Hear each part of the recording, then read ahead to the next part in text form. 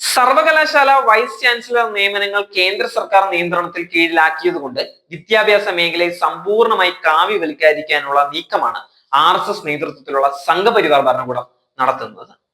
സംസ്ഥാന സർക്കാരുകളുടെ അധികാരങ്ങളെ കവർന്നെടുത്തുകൊണ്ടാണ് VC നിയമനങ്ങളിൽ ഗവർണർമാർക്ക് അമിത അധികാരം നൽകുകയും അതുവഴി ഉന്നത വിദ്യാഭ്യാസ മേഖലയെ പിടിമുറുക്കാനുള്ള ശ്രമം കേന്ദ്രം നടത്തുന്നത്. UGC പുറത്തിറക്കിയ പരിഷ്കരിച്ച കരട് ചട്ടങ്ങൾ രാജ്യത്തെ സർവകലാശാല വൈസ് ചാൻസലർമാരുടെയും അധ്യാപകമാരുടെയും അക്കാദമിക് സ്റ്റാഫുകളുടെയും നിയമനത്തിനും സ്ഥാനക്കയറ്റത്തിനുമുള്ള അധികാരങ്ങൾ ഗവർണർമാരിൽ കേന്ദ്രീകരിക്കുന്നതാണ്. വൈസ് ചാൻസലർമാരുടെ നിയമനം അഖിലേന്ത്യാ തലത്തിലുള്ള പബ്ലിക് നോട്ടിഫിക്കേഷൻ വഴിയും തെരഞ്ഞെടുപ്പ് സമിതിയുടെ ടാലന്റ് സെർച്ച് വഴിയുമാകുമെന്ന നിയമ ഭേദഗതി പ്രകാരം ചാൻസലർ നിർദ്ദേശിക്കുന്ന ആളാകും തെരഞ്ഞെടുപ്പ് സമിതിയുടെ അധ്യക്ഷൻ. തന്നെയുമല്ല, UGC നോമിനിയും വൈസ് ചാൻസലറെ ആവശ്യമായുള്ള യൂണിവേഴ്സിറ്റിയുടെ പ്രതിനിധിയും ഇതിൽ അംഗങ്ങളായിരിക്കും. VC നിയമനങ്ങൾ സംസ്ഥാനങ്ങൾ പാസാക്കിയ നിയമത്തിന്റെയും നടപടിക്രമങ്ങളുടെയും അടിസ്ഥാനത്തിലാണ് നടപ്പിലാക്കേണ്ടത് എന്നുള്ള 2013 UGC റെഗുലേഷൻ ആക്ട് ഇതോടെ അപ്രസക്തമാവുകയാണ്. ചുരുക്കത്തിൽ കേന്ദ്ര സർക്കാരിന്റെ പ്രതിനിധികളുടെ നിയന്ത്രണത്തിന് കീഴിലുള്ള സമിതിയിൽ സംസ്ഥാന സർക്കാരിന്റെ പ്രാതിനിധ്യം ഉണ്ടാവുകയില്ല. അധ്യാപനവും ഗവേഷണവും പരീക്ഷയും മാത്രമാണ് UGCയുടെ അധികാര പരിധിയിൽപ്പെടുന്നത് എന്നിരിക്കെ സർവകലാശാലകളുടെ ഭരണപരമായ കാര്യങ്ങളിൽ UGCക്ക് നിയന്ത്രണം നൽകുക വഴി സംസ്ഥാന സർക്കാരിന്റെ അധികാരത്തിന് മേലുള്ള നഗ്നമായ കടന്നുകയറ്റം തന്നെയാണ് കേന്ദ്രം നടത്തുന്നത്. നിലവിൽ UGCയുടെ നിയമാവലികളിൽ വീഴ്ച വരുത്തിയാൽ സർവകലാശാലകൾക്ക് നൽകുന്ന ധനസഹായത്തിൽ കുറവുണ്ടാകുകയോ തടസ്സമുണ്ടാവുകയോ മാത്രമായിരുന്നു ശിക്ഷണ നടപടിയെങ്കിൽ ഭേദഗതി പ്രകാരം സർവകലാശാലകൾ നൽകുന്ന ബിരുദങ്ങളുടെ അംഗീകാരം എടുത്തു കളയാനും നിലനിൽപ്പ് തന്നെ തടസ്സപ്പെടുത്തുന്ന രീതിയിൽ തീരുമാനങ്ങൾ എടുക്കാനും UGCക്ക് കഴിയുമെന്നതാണ് വസ്തുത.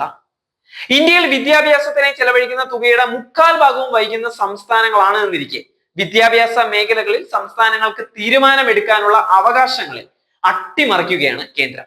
ഭരണഘടന ഉറപ്പു നൽകുന്ന ഫെഡറൽ തത്വങ്ങളെയാണ് നിരാകരിക്കുന്നത്.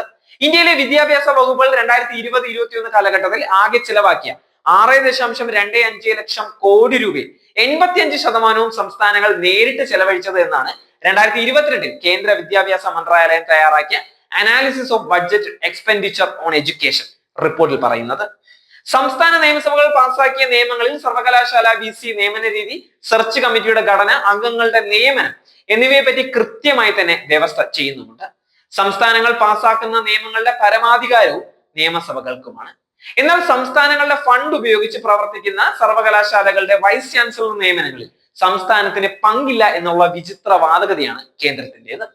2017 പ്രാജ്ഞാ പ്രവാഹ് എന്ന RSS സംഘടനയുടെ നേതൃത്വത്തിൽ ഉന്നത വിദ്യാഭ്യാസ മേഖലയിലെ സംഘപരിവാർ അജണ്ട ലക്ഷ്യം വെച്ച് സംഘടിപ്പിച്ച ദ്വിദിന സെമിനാറിൽ RSS സംഘചാലക് മോഹൻ ഭാഗവത് ഉൾപ്പെടെയുള്ളവർ വിദ്യാഭ്യാസ മേഖലയെ കൂടുതൽ വർഗീയവൽക്കരിക്കപ്പെടേണ്ടതിന് ആവശ്യമായ നിർദ്ദേശങ്ങൾ സമർപ്പിച്ചിട്ടുണ്ടായിരുന്നു. രാജ്യത്തെ 51 വൈസ് ചാൻസലർമാരും 700-ലധികം അധ്യാപകരുമാണ് അന്ന് സെമിനാറിൽ പങ്കെടുത്തിട്ടുണ്ടായിരുന്നത്.